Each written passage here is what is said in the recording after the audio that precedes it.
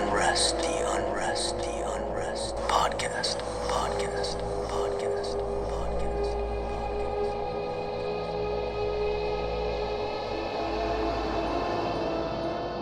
Welcome to the Unrest Podcast. We're glad you're back for more spooky delights. I'm Caitlin Stansel. I'm Carter Coyle. And I'm Madeline Green. We started this podcast because we love ghost stories, especially ones about your own haunting experiences. And that's why we end each episode with our real life spook segment, because it's just one of the best parts when we get to hear about and share with our listeners their own kind of ghostly encounters. We love that part, and it just kind of hits home the real life stories here, but we really do need your help. We want the segment to be listener driven. So if you are someone who doesn't enjoy the sound of your own voice, you're more comfortable writing to us, and then we can read your story or your experience over the air, just email us. We're at the unrestpodcast@gmail.com.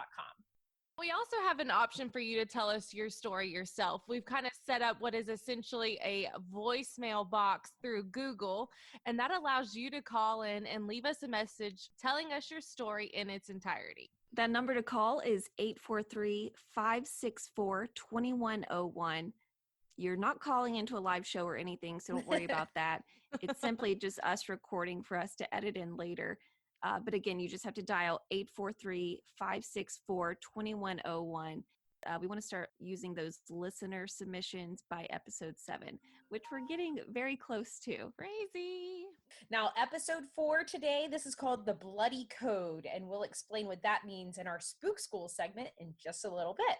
But essentially, everything in this episode has to do with jail or prison, somewhere I hope I never end up. Amen. And the sentences of unrest some spirits still face today. And since no one can travel right now, thanks to COVID. Coronavirus, we thought that we would take you on a little trip to Ireland. That's right. My story is comes from Kilmainham Jail in Dublin, Ireland. That was one of the favorite places I've ever been. My husband and I, we weren't married at the time, but we visited my mom there in Ireland. She lived there for a summer, and the three of us took a little trip to Dublin, and the cathedral is beautiful and downtown is super cool. Guinness factory is amazing. But weirdly enough, Kilmainham Jail, which is this historic spot there that's now a museum, was honestly one of the coolest and most emotional places we visited in all of Dublin and probably all of Ireland. We loved it. It was very neat. So that kind of inspired me to look up some of the hauntings of the jail and share that. So, but before we get into the story, what about you guys? Ireland is probably one of the biggest international trips I've ever taken and loved it. Any cool places y'all have been overseas? No. Where would you want to go? Oh, I'd want to go everywhere. The only place out of the country I've been is Canada. Cool. And it's pretty fun. It's definitely different. It's very like wildernessy up that way. So that was kind of cool, but I would love to travel everywhere one of these days when I get really rich. If you could choose like one country to go to tomorrow, where would you go? I definitely want to go to Italy. That's mine too. Italy and like Greece. That's like on my first. But I also love Bali. Ooh. I want to go there. But shoot, I'd go anywhere. Caitlin, how about you? Where would you want to go? The only international trip I've ever been on was on a cruise, so I don't really count that. Because you're not really like in the real part of the country when you get to their little ports. Kind of all the touristy spots, but still cool. I think like South Africa would be awesome. I've always wanted to cage dive with great white sharks. Yeah. Did you know I did that? For that. You What? did that?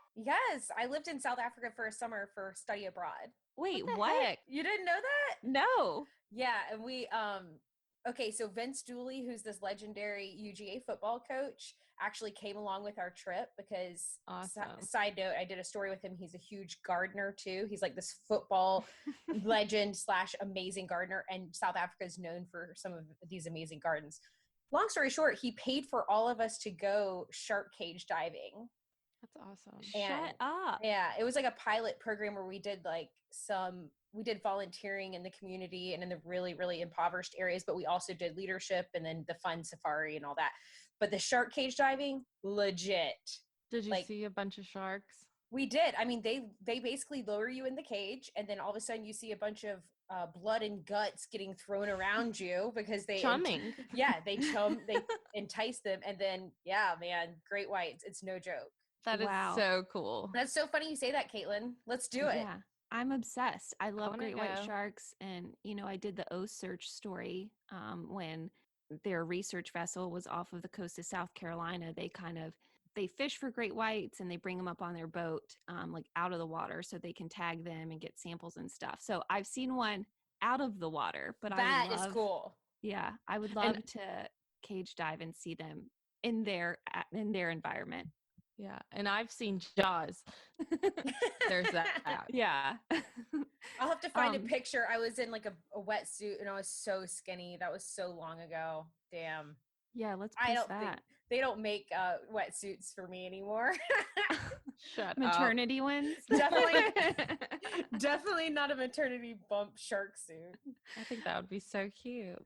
One of my favorite trips I've ever been on, though, it wasn't international, but it was to California. AJ and we had gone out there for a wedding for his friend, and his uncle also lives in San Francisco. So we flew into San Diego, and then we road tripped up the Pacific Coast Highway into San Francisco, which was an amazing road trip. If anyone ever tries to talk you out of doing it because it's a long drive, don't listen to them because it's beautiful. Amazing. I have to do that one day. It was the fastest 8 hours of my life because there was just so much to look at.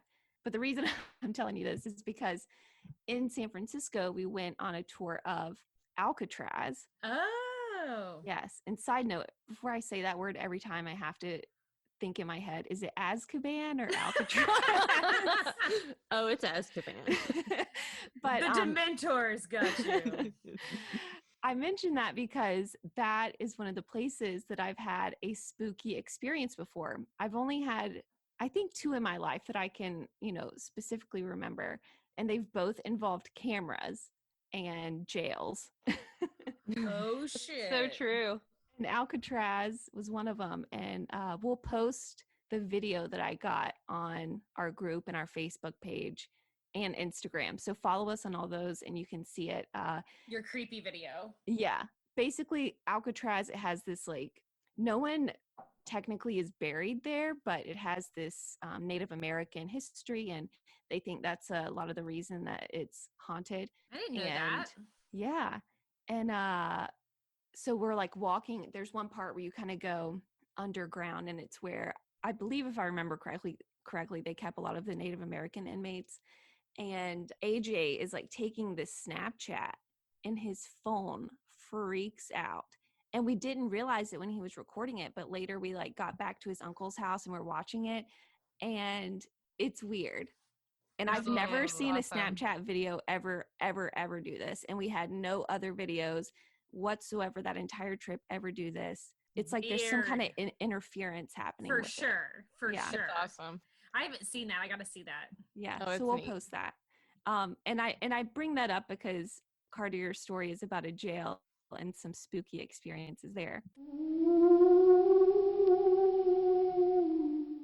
The gravel crunched underneath his feet as Patrick Healy approached the historic jail building west of Dublin. Healy had heard of Kilmainham Jail before. He had obviously passed it plenty of times, but this was his first time actually going inside. It was pretty daunting. Crumbling, he noticed the strange serpent-like carvings right above the main door as he passed through the front gates. But inside the courtyard was really nothing like the cold and hardened stone jail that he expected. It was overrun with vines and plants, and trees were actually growing through the walls. It's a good thing, he thought, that the Irish people were all pushing to restore this jail because it would be quite a project. Healy was one of the volunteers who'd offered to help clean and paint part of the facility and try to bring the inside back to life. His work was to start in the dungeon. Of course, just my luck, he's thinking as he hauled all his tools down the dark stairwell. It was musty and cold and damp, everything that a proper dungeon really should be, and luckily the restoration team had already set up lights and lanterns down in the dungeon, so at least the area was lit for him. Healy worked for hours every day, in and out. He was scrubbing and sanding and painting the walls. he noticed that if he ran his finger over the grooves and the stones, some of them were just cracks from the weight of the jail above, but others were names that were carved into the walls, declarations that people had carved of Irish freedom, likely the last words that prisoners ever wrote before being executed. No, I was saying freedom. I just imagine Braveheart. There's going to be a lot of that. Was he Irish though or Scottish? I don't know. Oh, maybe Scottish. Close It's all, enough. they're all You know fighting. who else is Scottish? Madeline Green Jamie. Oh, from the Yes. Outlander. Well, it was on one of those days that Healy was volunteering and painting down in the dungeon that he felt a very cold, strong draft of air sweep across him. And he froze, kind of startled because usually it was so hot down there. How would any wind be blowing through a dungeon? Then a second cool air swept across the room, giving him shivers and suddenly knocking over several of the lanterns, of course, making the room almost completely dark. Suddenly, he says that a force beyond a draft or a wind slammed him across the room. He hit the far wall, started shouting, and was almost unable to breathe. He was struggling to move and then realized he was pinned against the wall of the dungeon, fighting, shouting. Says he felt like he had invisible ropes around his arms and his legs, like he was tied to the wall. He started screaming from the pain and felt like he was being crushed alive. Healy says it was several minutes of thrashing and fighting before he was finally able to escape the wall and run away from the dungeon. And the other volunteers found him shaking, tongue-tied, and horrified, not by what he'd seen, but what he had not seen at all. Yeesh. ugh, the unknown is always scarier than Right. what we do know. So that story is the actual story and idea of a painter who was down in the dungeon volunteering during the restoration of Kilmainham Jail is a true story, and one that's one of the most famous sightings at the jail. So certainly taking some liberties there, but at the same time, this whole idea of him being forced and pinned against a wall is a well-known haunting. So Kilmainham Jail opened in 1796, and it replaced an older prison. So it was actually considered one of the most modern buildings in Ireland at that time. It is now especially known because men, women, and children were all held there. In Wow. fact, I found that the youngest prisoner known was a girl who was only 7 years old, who was arrested and imprisoned for stealing a cloak. That's mean. Crazy stuff. As so many prisons and jails were at the time, the jailers were cruel. The conditions were terribly unhealthy. I read that the men had iron beds, but the women and kids had to sleep on straw mats on the floor. And as many as 5 people were crammed into every tiny little cell. And each cell had 1 candle to last 2 weeks. So there were no windows, no lights, no heat. It was dark, damp, very sickening conditions. And again, this is considered one of the most modern, so that's pretty bad. Definitely doesn't compare to our jails and prisons today, that's for sure. No. Now, the sad thing is that a lot of the people who were jailed there weren't even hardened criminals. They were jailed for petty theft or debt offenses. And I remember when Nick and I visited there, we heard about all the political prisoners, men and women, who were there over the years, and these poverty prisoners that sometimes there were people who were so entrenched in poverty that they actually stole or did bad things just so that they could have the chance to go live in this jail, because at least it meant they'd have food. We also know that more than 4,000 prisoners were sent over the years from Kilmainham to Australia, the convict colony, and so it kind of acted as a holding place for them before they were shipped off. Nowadays, though, the jail has kind of transformed, and it represents the deadly fight for freedom and independence in Ireland, because so many political prisoners who fought for Irish independence and all of these different skirmishes and wars over the years were jailed there. And leaders of at least 5 rebellions were incarcerated and executed there over 118 years. So this was a long fight in Ireland to gain independence from Britain. Now, walking through the tours now, They have the most amazing tour guides, and it is really a very cool museum. You can still see all the walls covered in messages from the prisoners. So that is a true part of our ghost story. Some of the last messages as these people were suffering and dying, and a lot of them writing or declaring freedom even until their last few minutes on Earth. The jail museum, that's really cool. Pretty amazing. The jail museum website says the main entrance was the formidable doorway above which 5 monstrous shapes writhe. These have been variously called dragons, demons, serpents, and even a hydra. It's said that they represent the 5 worst crimes: murder, rape, theft, treason, and piracy. Even women were publicly executed there up until 1821.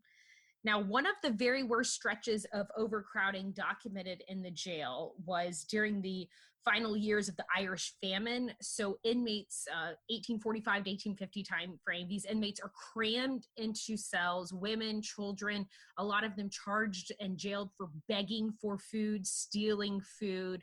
They had to be sleeping in corridors because it was so crowded. And like I said earlier, some actually stole or went to the jail on purpose just to have a roof over their heads and to have food at least once or twice a day because it was better than what they were getting on the streets. Now, fast forward to 1860, a new wing was added, and I was gonna show you guys kind of a video of some of this. Think of a jail being kind of ugly, but this new wing that was added in 1860 was actually beautiful. We saw it and toured it.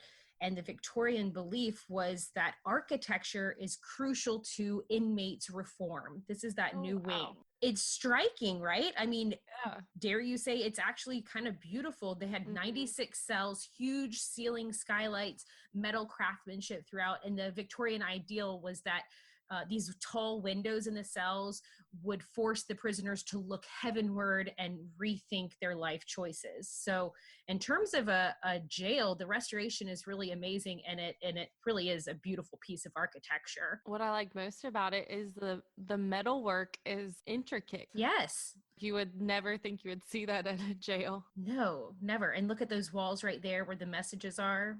Oh, wow. Pretty amazing. So this is the older part of the jail. Cool that they saved that, like during the renovations, they didn't get rid of those kind of carvings into the walls. I read that some things were lost, but they have tried to restore as much as they can, realizing the value of that now. In 1910, so about 50 years after that new wing is added, it was actually closed as a convict prison and handed over to the British as a military detention center. So that's when it really started housing political prisoners. And the most famous and well-known of those stories is the Easter Rising in 1916. So there was an armed rebellion. The men and women who were fighting for Irish freedom seized buildings in Dublin and declared it themselves as an Irish republic. But unfortunately, the English defeated the Irish, and 90 people were condemned to death. And we know that at least 15 of those leaders were executed right there by firing squad out in this courtyard. And those crosses there represent those 15 leaders who were executed. The most well-known story of those executions was James Connolly. He was one of the men who had dedicated himself to breaking Ireland free from British rule, and he was described as the most effective and inspirational of the rebel leaders during that insurrection. He apparently was quite the military leader, even though, they were a rebellion gang. He got seriously injured in his leg during the fight, and after the Irish surrendered, he was taken to the hospital under basically, escort by the military. And at the hospital, they found out he had gangrene from that leg wound, and so he was in really rough shape. He was found guilty actually at the hospital, sentenced to death, allowed to see his wife and his daughter one last time, and then taken to Kilmainham Jail. He told the priest there that he forgave his executioners and basically respected anybody who was just doing their duty, including them. His wounds were so bad, this is kind of the infamous part of the story, that apparently he had to be tied to a chair and carried out to the courtyard for his execution. So Oh. imagine his 14 other leaders in the rebellion standing there, and he is in such bad shape that they actually haul him out in a chair tied up. And one story I read said that he insisted on standing next to his comrades to face his death, but he tried and collapsed. So they eventually tied him to a stretcher and propped him against a wall, and then they shot and killed them all. Ultimately, that story did not go over well. Okay.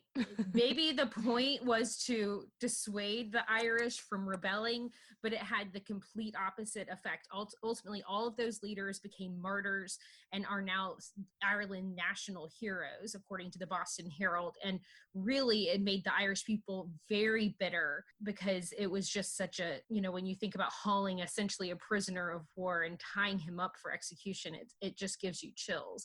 And those black crosses are still in the courtyard today representing that. There's a list of the men out on a plaque. So republicanism surged at that point. Even some of the British people and other people across the world were horrified by how it all went down. And there were a couple of other wars during which Kilmainham later was used for prisoners until Ireland was finally declared an independent country. And the jail was closed in 1924. 1937, Ireland officially establishes a new constitution and declares a sovereign, independent, democratic state. But I mean, hundreds of years they had that fight to freedom. And so many people were executed in that same jail over and over again, fighting for the same thing. So it is quite the symbol in Dublin and in Ireland now. And it wasn't until 1960, so about 35 years after the jail closed, that there was like this effort of restoration, and that it became a national monument to people who died for Ireland. And they wanted to document that struggle for independence and started asking people in Ireland if they had stories and documents or relics of that time. So apparently when they went in, it was completely overgrown, truly looked like a jungle. You could not see the walls. You could not hardly walk through it. It was so overgrown. Pigeons flying around, rats all over the place. So it was an undertaking to restore the jail, and Kilmainham is absolutely beautiful. And if anyone ever goes to Ireland, Dublin, make sure you put it on your list for a tour, and it will leave you not only thinking about the many possible ghosts that are there, but all of the people who died fighting for freedom, which us Americans can certainly relate to. I mean, if those walls could talk, can you imagine all the stuff that it saw? No. And I also read that some of the women and children were allowed to be a little bit more free in and out of the cells. And so that actually gave them the opportunity to create literature and write and like continue fighting behind closed walls. So there's a lot of pamphlets and such that actually were snuck out of the jail at that time fighting for independence. So very cool what an amazing role it played in the fight, and how now it really has taken on kind of a life and a memorial of its own. Yeah, and so that kind of goes along with today's Spook School. We're going to learn a little bit about transportation sentences. The first thing I think of when I hear that is sometimes in the Bible you would hear that people were exiled to islands or deserts, and that's what it makes me think of first off. And it's really not too far from that. Our episode is called The Bloody Code because of this, and that name was given to the English legal system from the late 17th century to the early 19th century. The number of crimes carrying the death penalty in 1688 was 50. And some of those crimes that you could be hanged for were, of course, murder, but then arson, forgery, cutting down trees. Wow. What? You could get hanged for cutting down a tree? Yep. Stealing horses or sheep, destroying turnpike roads, stealing from a rabbit warren. I don't know what that means. Wait, what did you just say? A rabbit? A rabbit warren? Yeah. Is that like a rabbit hole? I don't I'm know. going to Google that real fast. It just says stealing from a rabbit warren, pickpocketing goods, being out at night with a blackened face. What the hell? Being an unmarried mother concealing a stillborn child. Okay. Stealing from a shipwreck, or wrecking a fish pond. So these were just some of the crimes that people could be hanged for. I found out what it is. What's a rabbit warren?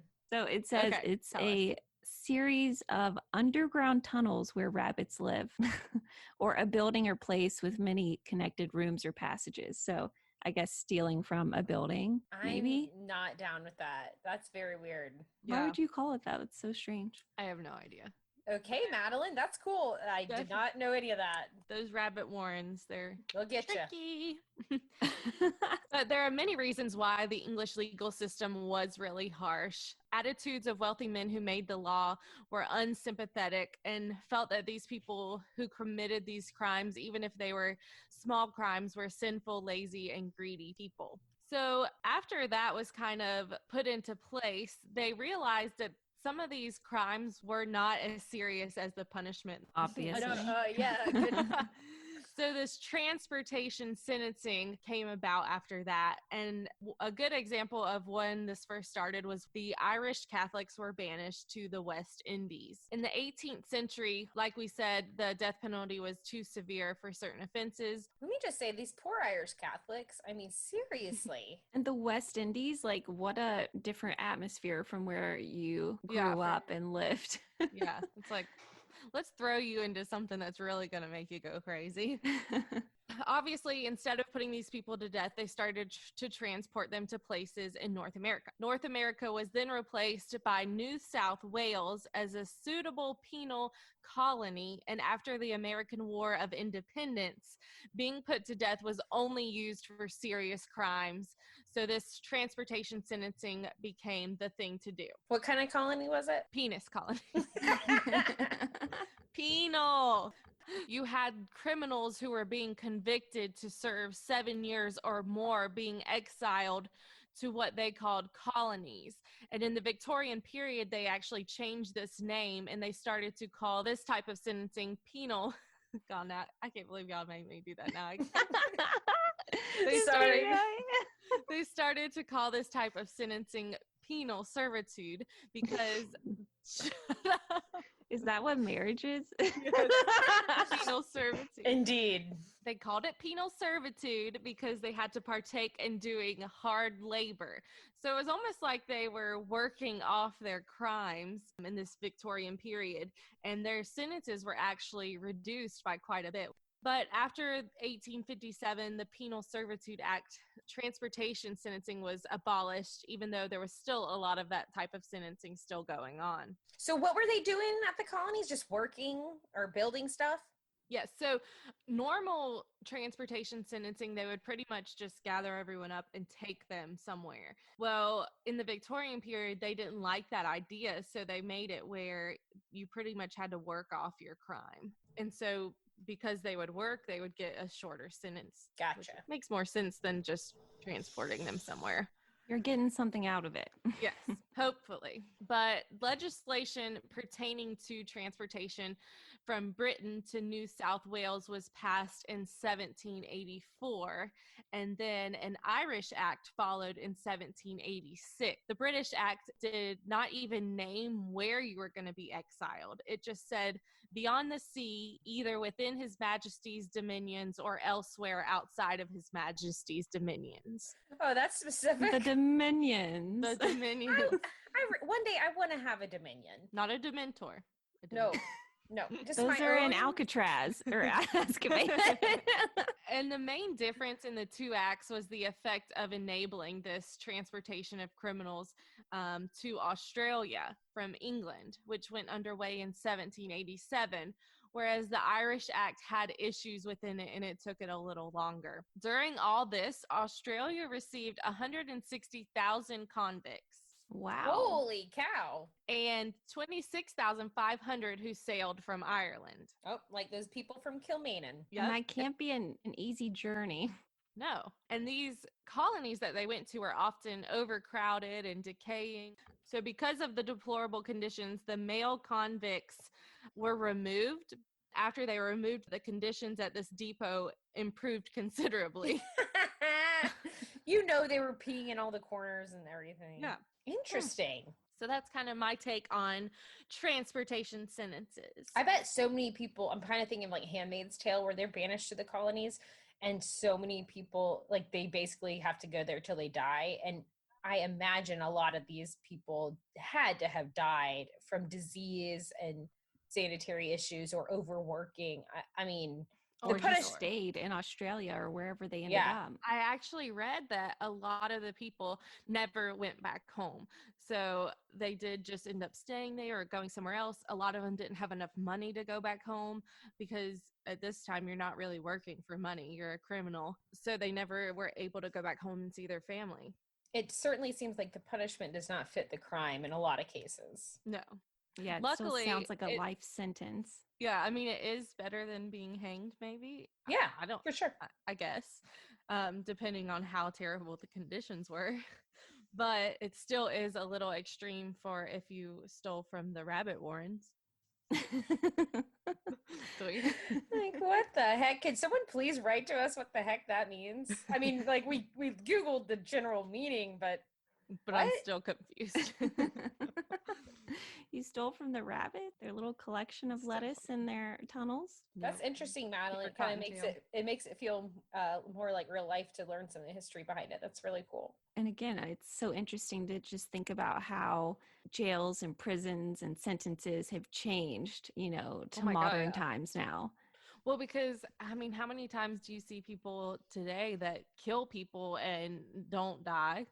Oh, yeah. And it's like, I think today could be a little firmer than it is. And it's not a perfect system. Obviously, we get the calls all the time from mistreatment in prisons and that sort of thing. But yeah, this does put it in a little bit of perspective. I hope that it's not conditions like that. Yeah, can you hear that? No, it's our neighbors. Oh, no. They must know I record at this time every week because every single Tuesday they're out there doing yard work or construction. That's so one time, this is a total side note, but Madeline, remember that one time that Candy was in her house next door, like banging on her cabinets, and we heard this noise and we thought someone was outside of our house, like hitting on our house. It was so loud. And so this is the best. We go downstairs and we have like a side door and we're like, oh my God, someone's trying to get in, y'all. And we were in a gated community. However, there was some like extracurricular activities that went on around the gated community. AKA drug deals. Yes. Yeah. And you could like climb under our gate if you really wanted That's to. effective. We did that a lot of times coming home from 5 Points. Drop us off here. And we did like the whole roll under it, But might have stolen a stop sign or two. So y'all thought someone was breaking in? Yes.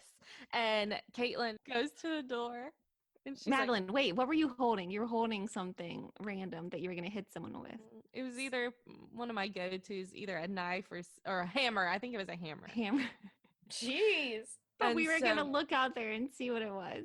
And so Caitlin like goes to the door and she's like, hold on, wait. It's like a normal like deadbolt door, but on the other side is like a storm door, like a glass storm door. Okay, and so she's like turning it and opening it. She's like, someone's out here pulling on it. But really, it was the suction between the door. Oh my God. It was hilarious. Oh God. Someone's locked us into our own house. But like I said, it really felt like someone was pulling on it as I was opening it. It was hilarious. As we're hearing the banging. It was so serious too. That's it fun. felt like it. But I mean, honestly, it could have happened in that neighborhood. Yeah. Anyways. But however, the house is still up for sale. If anyone's looking for a house in Columbia. It's a cute little place between two divorced ladies that we love. Who watched over us in college. Oh, they're hilarious. How cute is that? Yeah, they're awesome. But back on track here. Our real life spook story today has to do with jails as well. I interviewed the Berkeley County coroner, assuming that as the coroner, you would have to have some kind of spooky experience. Oh, and I hope so. It wasn't, it was kind of a letdown a little bit, but Aww. at least his part of it, He had one story, and it had nothing to do with being a coroner and working with dead bodies all the time. It more so had to do with the building that he worked in, the Berkeley County Courthouse. There is an old segment to it. And yeah, take a listen to what he said happened one night when he was working there late. I'm George Oliver, the Berkeley County Coroner. How long have you been here in Berkeley County? I was born and raised in Berkeley County. Oh my So God. I've been here all my life, 61 years. And in that whole life so far, only one ghostly experience. Pretty much, really one that stands out in my mind. You know, we as teenagers and growing up, we always had these different places you would go to, like the Cordsville light, you know, a railroad track. You look down and there's a light glowing down there, and everybody, you know, gets excited and runs. But yeah, only one, and I just can't explain it. I'm not saying it was a ghost or anything like that, but it was a very unusual event. I was out on a call. I actually worked a call and came back to the office, and it was probably 12:30, 1 o'clock a.m. I was in the courthouse where our officers were at the time, and as far as I know, I was the only one in the building. And right above where our office is one of the courtrooms, the main courtroom in the old office, the old side of the courthouse. And I was sitting there doing my paperwork and all, and I could clearly hear footsteps walk across the floor up in the courtroom or the hallway right behind it. And it was, no doubt it was a female with heels on. You could just tell by that clicking on the floor and the pace that it appeared to be a female. And I looked at my watch again, and I'm saying, like, who would be up here at this time of morning? I went on about my business, and I never heard the steps come back across, or it was just like it went one way for a short period of time and stopped. And I never heard any more steps after that. So, you know, I checked around a day or two later, and nobody knows of anybody that would have been in the building. And it's a secure building. It's codes to get in. You know, it records when somebody comes in and out after hours, things like that. So but it was just nothing to indicate that anybody else was in the building, and it was so distinct. It was not like I just thought I heard something. I just stopped what I was doing and listened the steps just went right across. I'd say a good 10, 15 steps. I mean, it was distinct enough. I could tell it was a person walking, and I assumed it was a female, and it sounded like somebody with heels because it was hitting that just like that. And it was kind of a fast pace, like I would say more of a woman's pace, you know, a quick step versus a man. And of course the heels were making that louder noise on the floor. So Nothing made you want to get up and go see who it well, might have been? you know, with it being the courthouse, I didn't know whether maybe it was somebody up there that, you know, from the solicitor's office or something that were just burning the midnight oil trying to get a case ready for court, or it just didn't really hit me at the time to, well, go up there and see what it is. And so I didn't, you know, I was just, and when it stopped, you know, I listened for a little bit, never heard anything else. I said, oh, they must have left. At what point do you remember thinking, wait, that was kind of odd? Well, it was like when I started telling people about it, the time of night it was and on. They said, that's kind of strange. Nobody else should have been in the building. I said, well, that's what I thought. But clearly I heard the steps. Oh my gosh. And then we have other little things like we had a bathroom right across the hall from our office, and you would be in there at night kind of working, and the toilet would flush.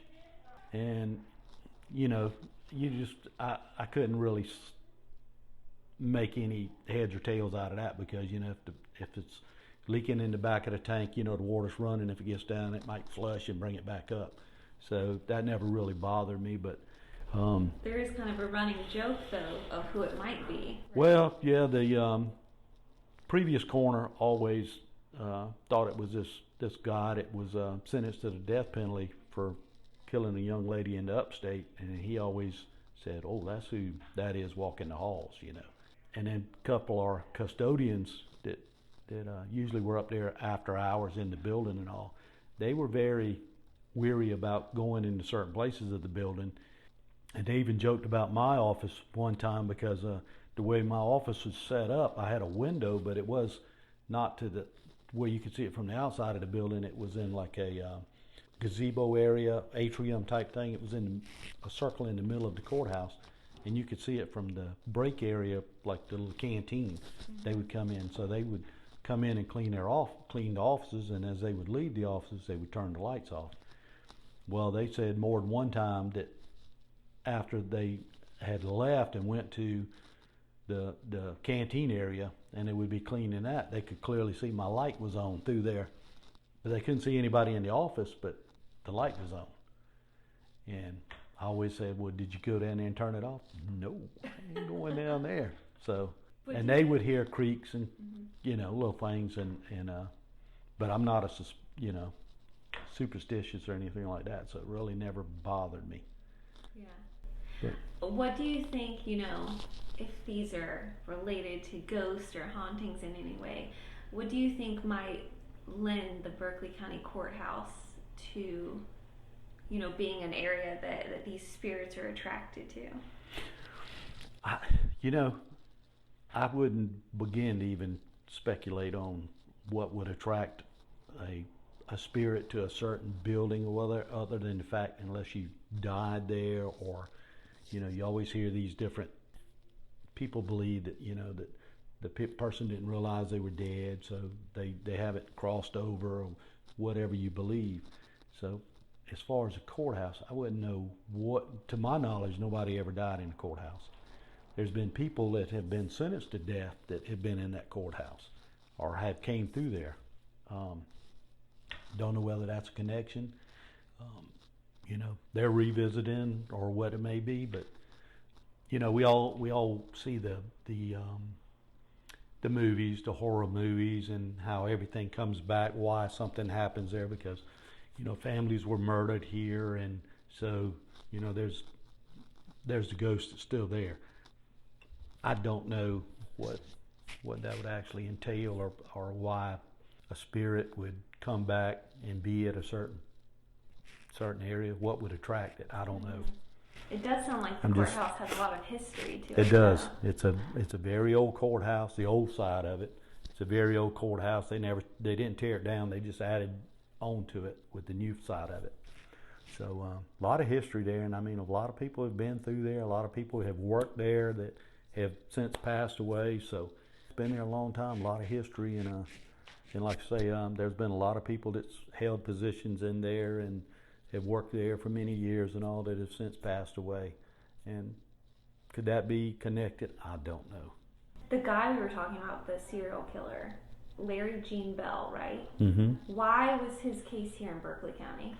I think it received so much exposure in the upstate, they did a change of venue and moved that trial to Berkeley County. So he was actually tried in Berkeley County. Was that a big thing here?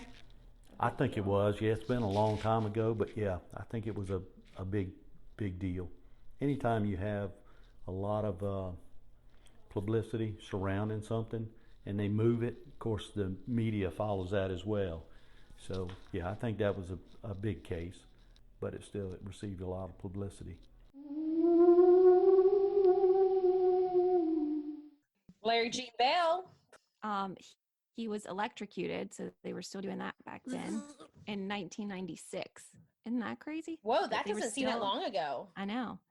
He was electrocuted for the murders of Sharon Faye Smith and Deborah Mae Helmick, and he forced Smith, one of his victims, to write a last will and testament before he murdered her, and taunted her family by telephone. What the flying fuck? So basically, it's kind of crazy. He took her from her driveway by gunpoint, and then her car was found abandoned at the curb near a mailbox. Over the next few days, Bell called her family regularly from a payphone to tell them that she was fine and to taunt them. In fact, Sherry was likely killed within 12 hours of her abduction. Her body was found in Saluda County after Bell called the Smith family and gave them directions to her remains. What? Yeah. Sicko. And so he thinks that this is the guy that haunts the jail. Mm-hmm. It sounds like not the high heels, but the other things that happen. I think it was him with the high. I mean, that he was actually Larry Jean wanted to be a woman. Larry Jean, we've told you to take those high heels off. Larry Jean, you knock it out. But he was saying that the other people that heard stuff like the toilets flushing or whatever, like they joke kind of that it's Larry Gene Bell, but it is such an interesting like case that was handled in Berkeley County. Very cool, Caitlin. What a cool opportunity to talk to him. Although I would have loved some dead bodies coming to life stories, but it is what it is. Yeah, I would have loved one of those too. That's all for this week's episode, y'all. Thanks so much for listening. We want to hear from you. Don't forget, email us your stories at theunrestpodcast@gmail.com. Or give us a call at 843-564-2101. And if you don't mind, leave us a review through whatever app you're using to listen to us right now. We've gotten some great ones so far, and we appreciate the feedback. But don't leave a review unless it's good, okay? Thanks. Or we'll come back and haunt you. Woo! Maybe. Unrest in peace.